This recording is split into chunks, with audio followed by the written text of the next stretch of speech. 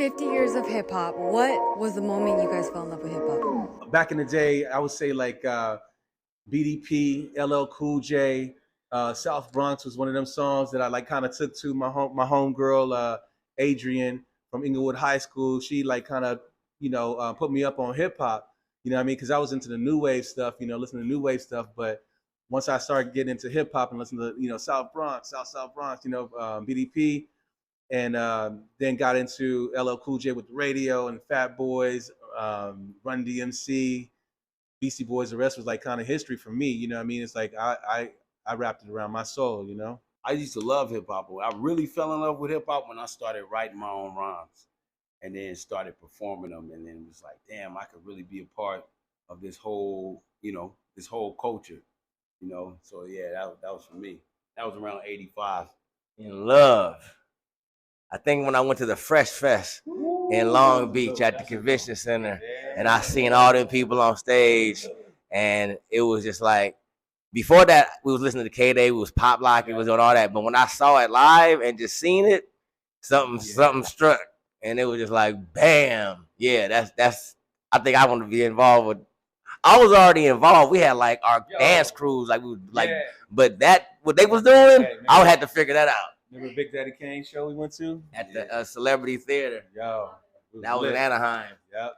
De La Soul performed there too with the Circle stage. You're celebrating the 30th anniversary of your debut album, Bizarre Ride to the Far Side. What was it about that project? That the people took on to it, and they gave it legs, because we was just doing us, and then we recorded a moment in time, and when the people, I don't know, they caught up to us, really. You know what I mean? Like, we got a vibe. We put a vibe on wax right there, and it just was something that just had to be done. The gods put us together, and we did what we was just vehicles for something. Right. And we was, and that shit is just still going, and you can just see the people's reaction, their faces, they bringing their kids to the show. It's like, you got to see this shit. And it's like a traveling circus. You feel me? And it's like, I get juice from just doing it. It's like, I don't even get, I get tired, but I don't get worn out. It's just like, I get juice from this. On the DL, would you be canceled for this song today? It would probably have a different meaning at this point. We would be like gay rappers trying to keep it on the low or some shit. That song would mean now, but that's not what it meant back in the day. Like, slang changes over the years. I like how you try to put us on blast real fast. So look, on the DL for us, man. Hold on, Imani. On the DL for us, man, like, quiet is kept. If quiet is kept, like, we on low key. You know what I mean? Like, low key, my nigga. We trying to show you blah blah blah. Or before you get out there and embarrass yourself, you know what I'm saying? This is what's up. So that's what our down low means. Any untold stories with J Dilla? With J Dilla? Nah, everybody told there's a told story, but it's not true. There was a story that, and it's in the book, and I'm about to set the record straight. I did not come into the studio when Running Beat was playing and try to change the drums. That was in the book. But hey, shout out to my man that did the Dilla Time book. It's an incredible book, and he also did another incredible hip hop history book prior to that. But Dilla is the man. Dilla, we met Dilla through Q-Tip. We went out to New York to work with all of our favorite producers, Q-Tip being one of them. He was busy at the time, and then he just gave us JD.